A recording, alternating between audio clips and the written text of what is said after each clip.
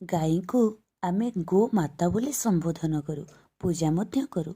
गोमाता शरीर में 33 कोटी देवता बास करिथांती। गोमाता सबुठु पवित्र प्राणी, जहाँकर उत्पत्ति समुद्र मंथन समय माँ लक्ष्मी सहित होइथिला।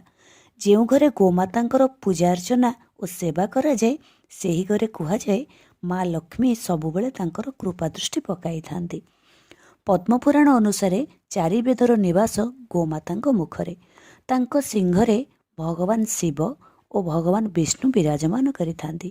ଗୋମାତାଙ୍କ ମସ୍ତକରେ ବ୍ରହ୍ମା, ପେଟରେ କାର୍ତ୍ତିକେୟ, ସିଂହର ଅଗ୍ରଭାଗରେ ଇନ୍ଦ୍ର, ଦୁଇ କାନରେ ଅଶ୍ୱିନୀ କୁମାର, ନେତ୍ରରେ ସୂର୍ଯ୍ୟ ଓ ଚନ୍ଦ୍ର, ଦାନ୍ତରେ ଗରୁଡ଼, ଜିଭରେ ମା ସରସ୍ୱତୀ, ମୂତ୍ରସ୍ଥାନରେ ମା ଗଙ୍ଗା, ପୃଷ୍ଠଭାଗରେ ପ୍ରଭୁ ଯମରାଜ, ମୁଖ ଭିତରେ ଗନ୍ଧର୍ବ, ନାସିକା ଅଗ୍ରଭାଗରେ ସର୍ପ, ଖୁରାର ପଛପଟେ ଅପ୍ସରାମାନେ, ପୁଛରେ ସ୍ୱୟଂ ବୀର ହନୁମାନ ବିରାଜମାନ କରିଥାନ୍ତି।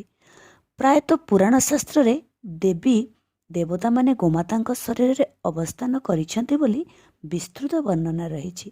ବ୍ରତ, ଉପବାସ, ବ୍ରାହ୍ମଣଙ୍କୁ ଖାଦ୍ୟ ଦେଇ ସେବା କରିବା, କୌଣସି ତୀର୍ଥ କରିବାରେ ଯେଉଁ ପୁଣ୍ୟ ମିଳିଥାଏ ଗୋମାତାଙ୍କୁ ଖାଇବାକୁ ଦେଇ ମଧ୍ୟ ସେହି ପୁଣ୍ୟ ମିଳିଥାଏ। ଚାଲନ୍ତୁ ନା ଆମ ଘରେ ଥିବା ବଳକା ଖାଦ୍ୟକୁ ଦେଇ କିମ୍ବା ଆମ ଖର୍ଚ୍ଚରୁ କିଛି ପଇସା ସଞ୍ଚୟ କରି ଆମେ ଗୋମାତାଙ୍କ ସେବାରେ ନିଶ୍ଚୟ ଲଗାଇବା।